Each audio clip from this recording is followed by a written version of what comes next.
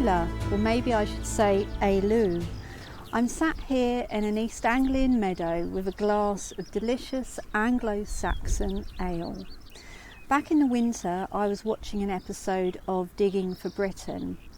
In this episode they had found a site in Sedgeford in North Norfolk where they believed the Anglo-Saxons had quite a large malting operation, malting the grains that they would then use to brew ale.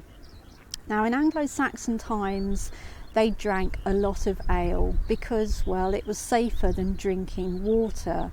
So ale, I'm just going to have a sip now because it is absolutely delicious.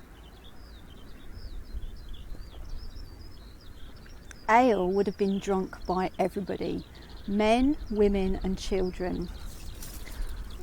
Hey, bring that back. I can't believe my ale's just been stolen by a child. Anyway, I've brewed this ale trying to use Anglo-Saxon methods, and it's flavoured with elderflowers. I've been waiting for this time of year. It's early June and I've been waiting for the elderflowers to come out. So in this video I'm going to show you the process of brewing Anglo-Saxon ale. Can I have my ale back now, please? Ich danke dir. So before we get started, I found this recipe on the website oakton.co.uk. So massive thanks to them. The Anglo-Saxons didn't write down any recipes for their ale, so this recipe has been put together through lots of research and is a pretty good estimation on how Anglo-Saxon ale would have been. Now we have quite a lot to cover over the course of this video, but make sure you stay tuned to the end for a trip to the Mead Hall, some Old English poetry and some chainmail action. Okay, so before we begin, let's look at the ingredients we're going to be using. So we are going to need some malted wheat grain. We're going to need 350 grams of wheat malt. This is easily found at a brewing shop. And we're also going to need 1.8 kilograms of light barley malt.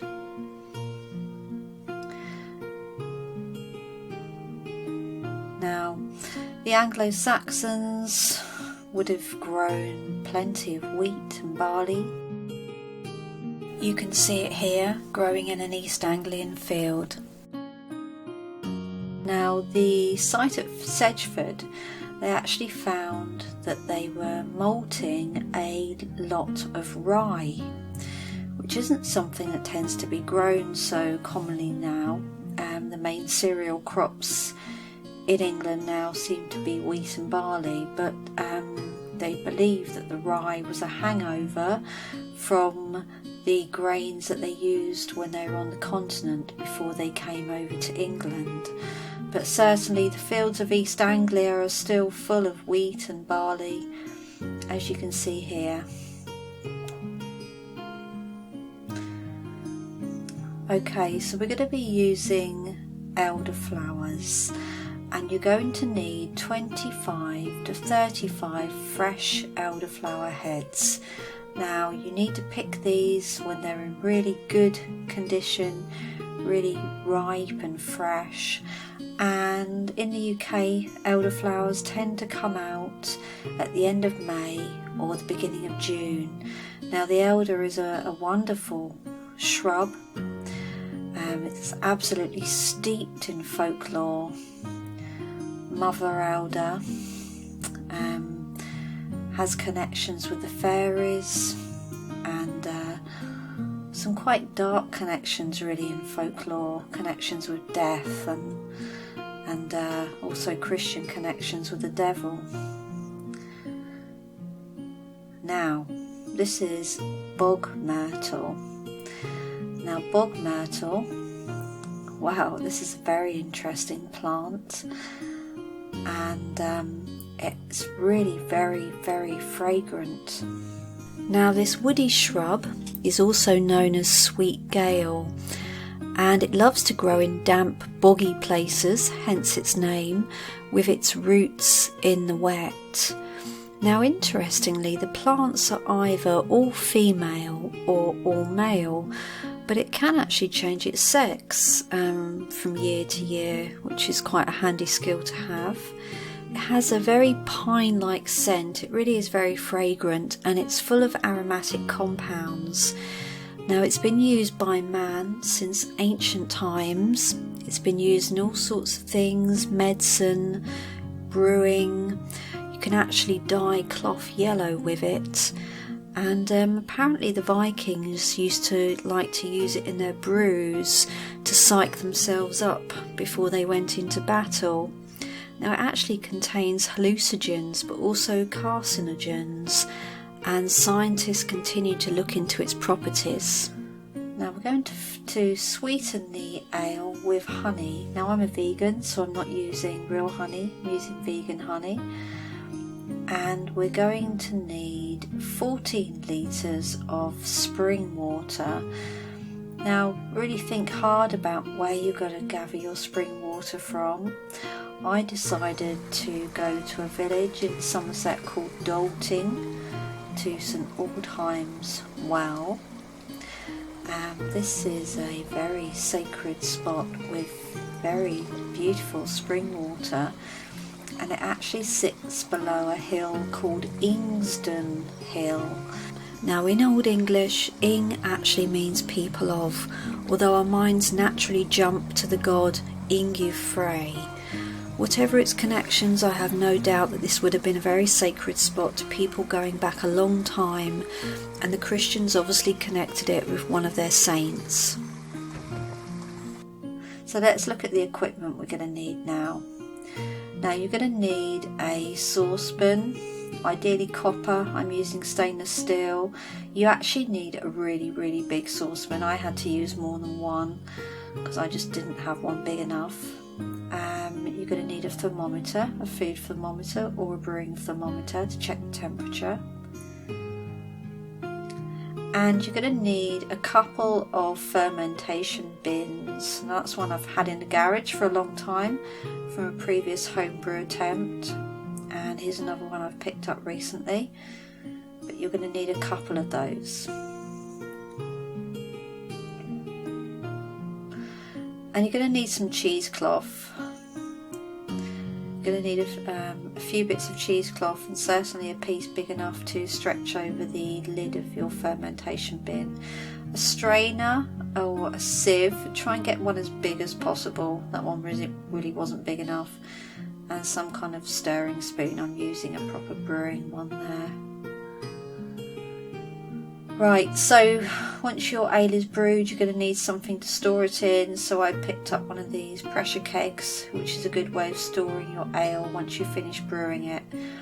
Okay, let's get brewing, shall we? Right, so the first stage is known as mashing. So what we need to do, we need to bring to the boil 7 litres, so that's half of your spring water that you've gathered, 7 litres of your spring water, and you need to bring that up to a temperature of 70 degrees centigrade. So you don't want it to boil, but by using your thermometer you can bring it up to the correct temperature. And as you can see, I'm having to use 2 saucepans here because I didn't have one large enough to accommodate the 7 litres plus the grist that we're going to add to it.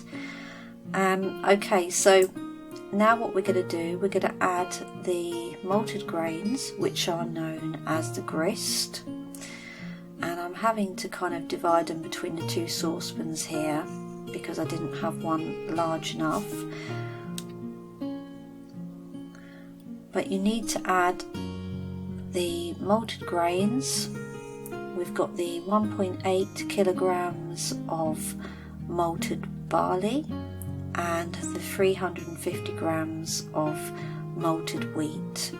So we're going to add those to the saucepan, at which point the temperature will now drop to around 60 degrees C once you've added the cold grains.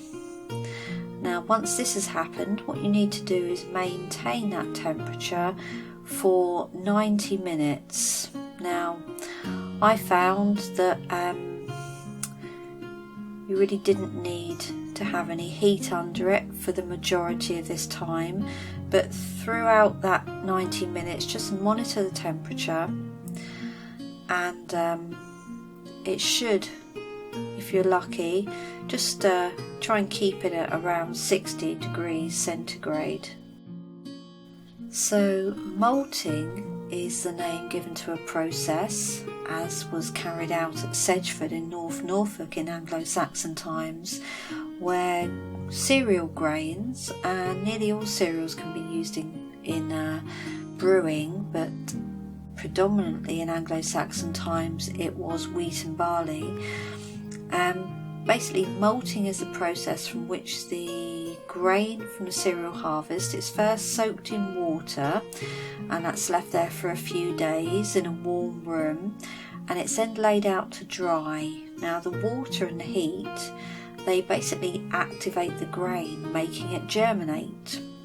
And then once it starts to germinate, then it's very lightly ground so that the husks just start to break away from the grains. Now what that does, it ensures that most of the natural sugars in the grain are developed and are therefore available for the fermentation of the yeast. So quite a difficult process if you wanted to try that yourself, so much easier to buy the pre-malted grains from a brewing supplier.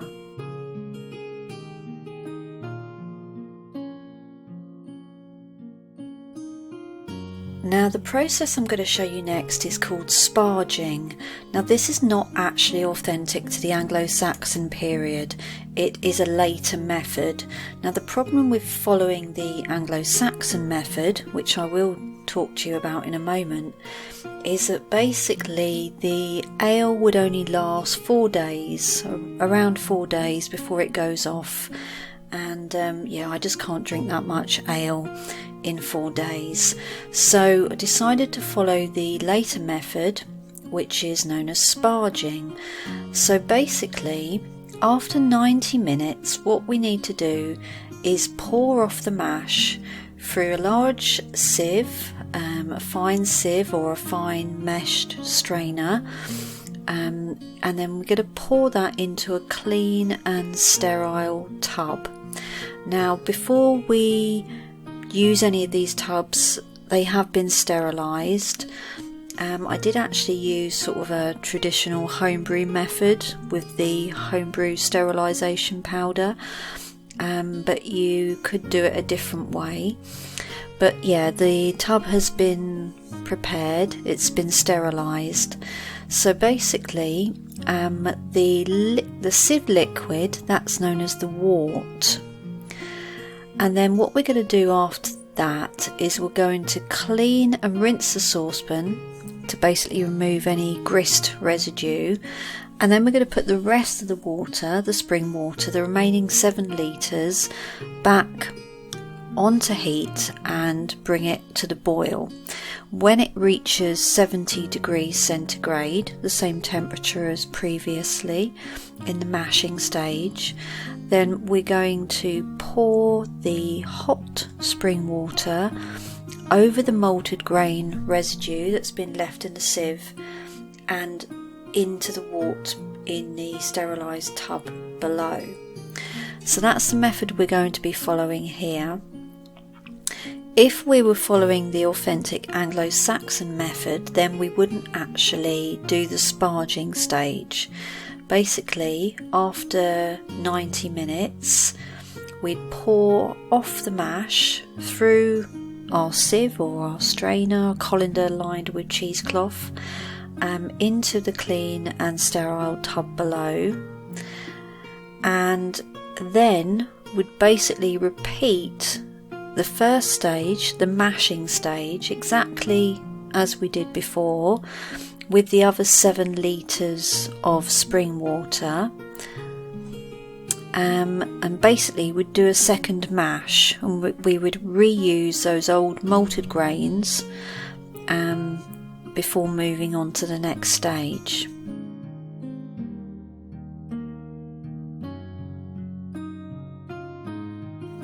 Okay, so the next stage I'm going to show you, again, this is not actually authentic to the Anglo-Saxon period. This is a later brewing method. But what we're going to do here is we're going to boil the wort for 75 minutes. So we're going to put the sieved wort that we had previously strained into the fermentation bin. We're going to put that back onto a high heat in a clean saucepan, and we're going to bring it to the boil. Now, I didn't have a saucepan that was anywhere near large enough, so I actually ended up having to spread it across 3 saucepans, which wasn't ideal. Note to self, buy a massive saucepan. But yeah, so you basically bring the wort up to the boil, and then once it's boiled you just let it simmer just under the boil for 75 minutes. So that's the non-authentic Anglo-Saxon method that you need to follow if you want your ale to be consumed after 4 days of brewing. Of course, like if you've got loads of friends and you're going to have a big party, then yeah, go for it, you know, do the authentic method. But I haven't, saddo that I am, so I had to follow the I'm going to drink it on my own saddo method. But the authentic method, well, the Anglo-Saxons, they wouldn't actually have boiled it at all. They would have skipped that step and have basically just left all of the strained out wort to cool down. So if you are following the absolutely authentic Anglo-Saxon method, then you don't follow this step at all.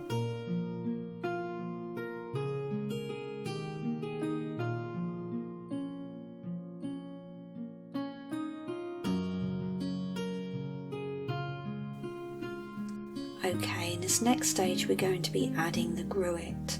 Now this is the term used for items added to the wort in order to flavour and preserve the ale.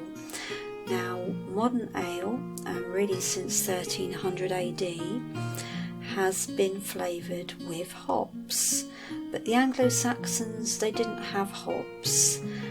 And they would have used other ingredients, mixes of herbs and spices. For example, bog myrtle that we've used, elderberry, yarrow, things like that, things that would have flavoured and preserved the ale. So obviously this was seasonal, and I've had to wait until a certain time of year in order to gather the elderflowers at their freshest. Mugwort is another thing that was used by the Anglo-Saxons to add flavour. So after the wort has simmered, we need to let it cool down for 40 minutes, and then what we need to do is we need to strain it through a sieve or through a colander lined with cheesecloth. So you need to carefully pour all of the cooled wort through the sieve or the colander into another large, clean, sterilised tub. So get rid of any matter that you've gathered in your sieve or colander. And what I actually forgot to do when I did this, because, well, I'll be honest with you, it was 3 o'clock in the morning. I started making my ale far too late and had to go to bed and get up again, so I was a little bit sleepy, but I should have given it a really vigorous stir to add in the oxygen, and I actually forgot. And then you add the gruit, so that's all the other flavouring ingredients, the elderflowers and the bog myrtle and the honey.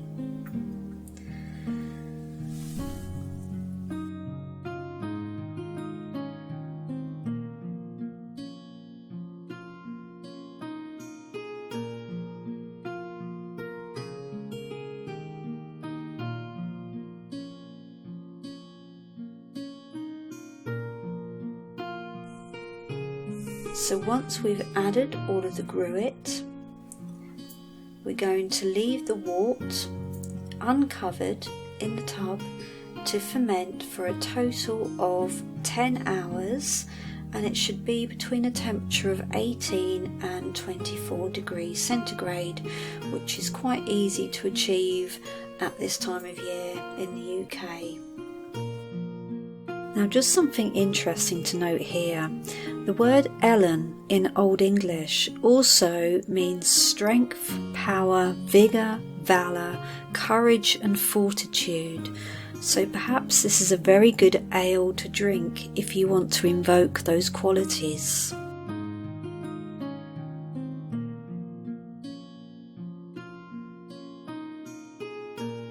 So after we have left the wort to ferment for 10 hours uncovered, we're going to give it a stir, and then we're going to cover it with a piece of thin muslin cloth or cheesecloth, and we're going to leave it for another 24 hours at a temperature of 18 to 24 degrees centigrade. Okay, so after leaving for between 24 and 34 hours, we're now going to strain the wort to remove all of the gruit solids into another clean, sterilised tub. And once you've done that, cover it up, and we're going to leave it now for 1 hour. And then after 1 hour, we're going to strain it again into our tub, which in the meantime we have cleaned and sterilised. And that is going to remove all the solids. Then we're going to cover it up with our clean muslin or cheesecloth, and we're going to leave it to sit now for 24 hours at 10 to 14 degrees centigrade. Now, just a note on storing it at this cooler temperature. Now, this can be really tricky at this time of year in the UK. The time of year when the elderflowers come out is not the kind of time of year where you can easily keep something at that kind of temperature. Now, if you had a really good setup, you'd have a fridge that you could keep it in, a refrigerated area. But what I found was the best method at keeping it as close to this temperature as I could was I have a big old butler sink in my utility room, and I filled it up with very, very cold water, and I put the tub, the fermenting tub, into this cold water, and then I would just keep topping it up with ice. So it's a bit of a laborious task to try and keep it at that temperature, but it's not the easiest thing to do at this time of year.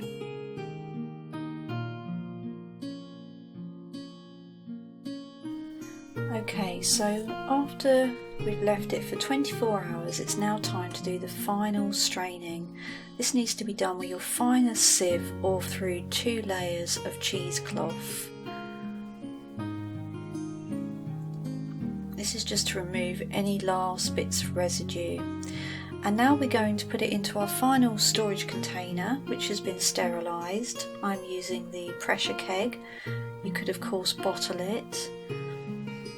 And then once we've put it into its final container, we need to leave it for 24 hours for it to settle before we can drink it. Okay, let's take this to the Mead Hall.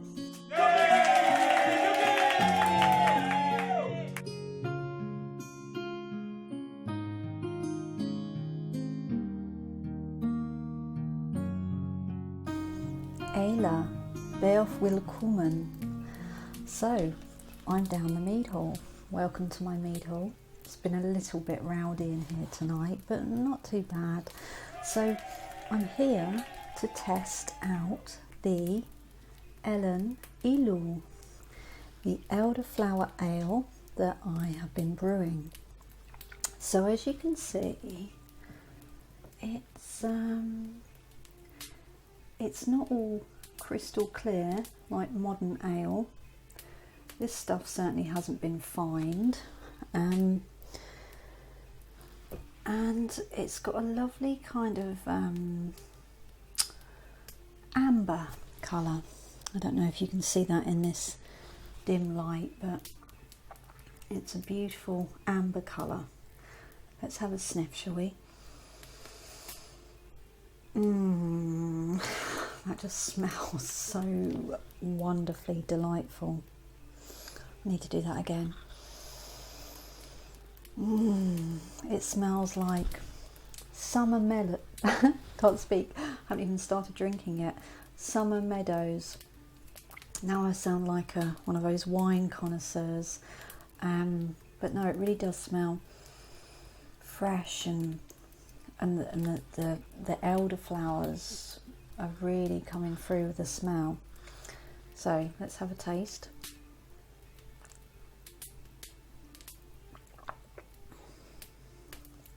That is really, really, really beautiful. It tastes, well, it tastes like summer meadows. Not that I've ever eaten a summer meadow, but you know what I mean. It just tastes sweet, and really is a very beautiful and heavenly taste. Now I can see why the Anglo-Saxons would have not minded drinking gallons of this a day.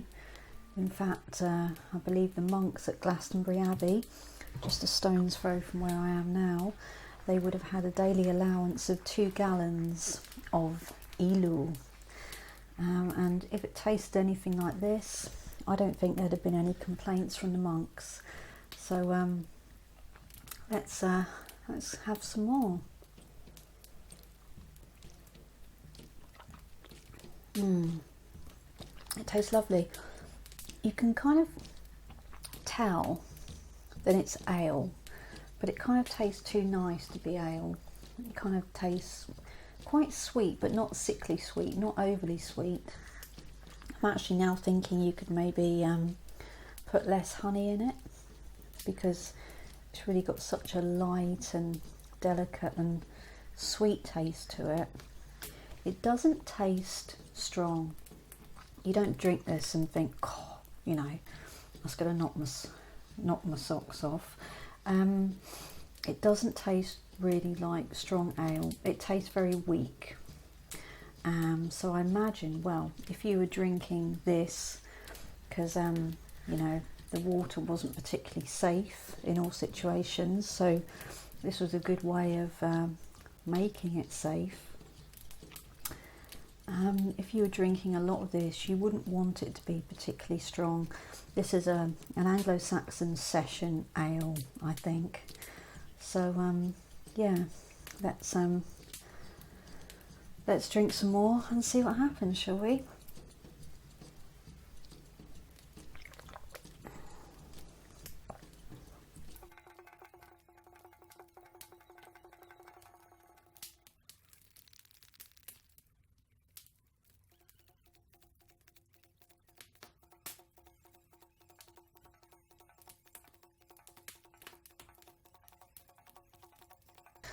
Okay, so I've had 2 glasses of Ealu now, and I just feel a bit bloated, really. Don't feel particularly tipsy. Just feel a little bit full up. Anyway, let's have another one.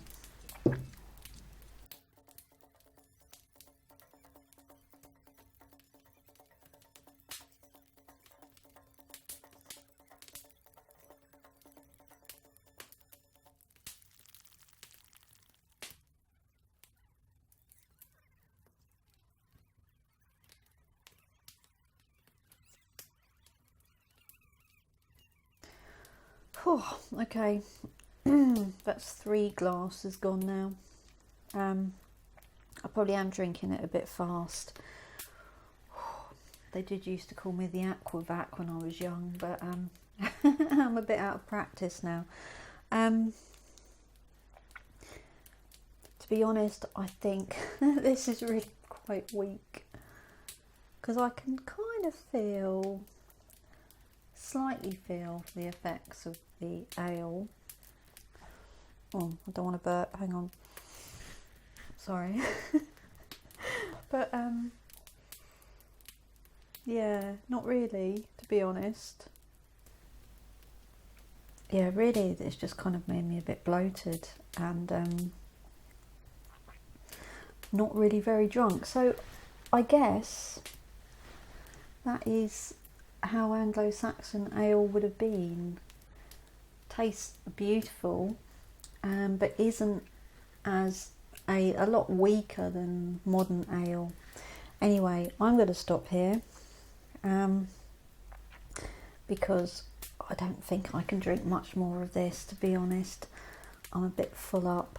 But yeah, this ale is lovely, and I think it's passed the Mead Hall test.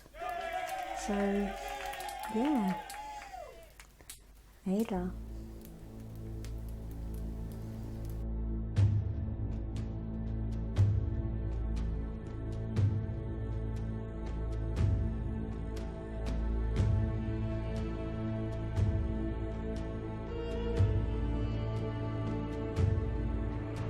Befolden dan farlige je wed, mid fy herde stan, on mid fy shirpe stan, on mid fy grimme stan, gumenai yestriona. Korfen, swofen, kierled, thirled, bunden, wunden, blached, watched, flatwed, yatwed, fiolen, ladded, deerlen directa. Drleim biffinen, queerca witta, klengef, lengef, fdalaf de lifienda. Longa huila, wilna blusef und no wifsplekef. On fthona after diefa demen on yineth, melded mislicha, Michel is to hier gerne, was fastem men, what, sail, wit, sur,